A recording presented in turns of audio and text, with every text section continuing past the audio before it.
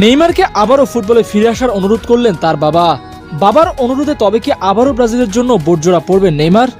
নরওয়ের কাছে 2-1 গোলে হেরে বিশ্বকাপ থেকে বিদায় নেওয়ার পর আন্তর্জাতিক ফুটবলকে বিদায় জানানোর ঘোষণা দিয়েছেন ব্রাজিলের সর্বকালের সর্বোচ্চ গোলদাতা নেইমার জুনিয়র। আর ঠিক এরপর ইনস্টাগ্রামে এক আবেগঘন বার্তায় তার বাবা লিখেছেন, একজন বাবা হিসেবে ছেলের কাছে তার একটাই অনুরোধ, ফুটবল খেলে যেতে হবে।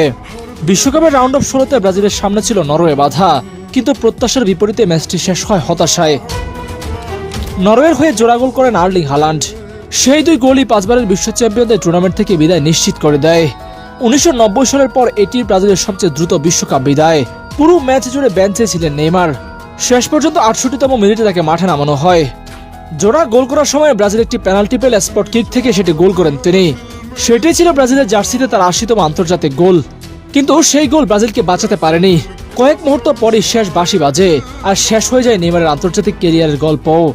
ম্যাচ শেষে সংবাদ সম্মেলনে আবেগ সামলাতে পারেননি ব্রাজিলিয়ান সুপারস্টার। চোখ ভেজা কণ্ঠে তিনি বলেন, আমি চেষ্টা করেছি, এবার সব শেষ। আমি এখানেই শুরু করেছিলাম, এখানেই শেষ করলাম। এই কথার মাধ্যমে কার্যত আন্তর্জাতিক ফুটবল থেকে নিজের অবসরের ঘোষণা দেন তিনি। নেইমারের অবসরের ঘোষণার পরপরই সামাজিক যোগাযোগ মাধ্যমে একটি দীর্ঘ আবেগঘন বার্তা প্রকাশ করেন নেইমারের বাবা। তিনি বলেন, ছোট্ট একটি ছেলে থেকে নিজের প্রজন্মের অন্যতম সেরা ফুটবলার হয়ে ওঠার পুরো পথটাই তিনি খুব কাছ থেকে দেখেছেন। একজন খেলোয়াড়ের শ্রেষ্ঠত্ব কখনো বয়স বা কঠিন পরিস্থিতি দিয়ে বিচার করা যায় না, তা বলেও উল্লেখ করেন তিনি। ছেলের উদ্দেশ্যে তিনি আরো বলেন, পায়ের কাছে বল থাকার যে আনন্দ, সেটি যেন আবার খুঁজে পায় নেইমার। ঈশ্বর তাকে আবারও সেই কাজ করার সুযোগ দিয়েছেন, যেটিকে তিনি সারা জীবন সবচেয়ে বেশি ভালোবেসেছেন। তাই আগামীকাল নিয়ে ভয় না পেয়ে আজকের দিনটাকে উপভোগ করতে, অনুশীলন চালিয়ে যেতে, হাসতে এবং ফুটবল খেলতে বলেন তিনি। একই সঙ্গে তার বিশ্বাস, নেইমার আবারও ফুটবল নিয়ে কোটি কোটি মানুষকে আনন্দ